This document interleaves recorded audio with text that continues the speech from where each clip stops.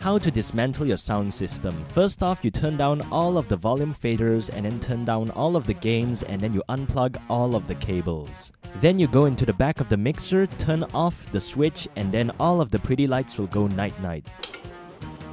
Then unplug everything in the back as well.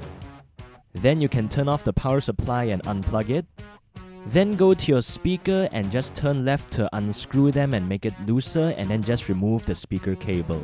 Now just separate everything so it's easier to look at and it's neater and it won't look like a junkyard.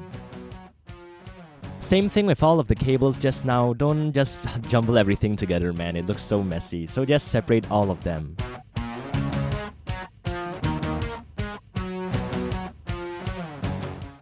Now here comes everyone's favorite part. Make sure your vocalist comes and does this too. It's time to wind the cables.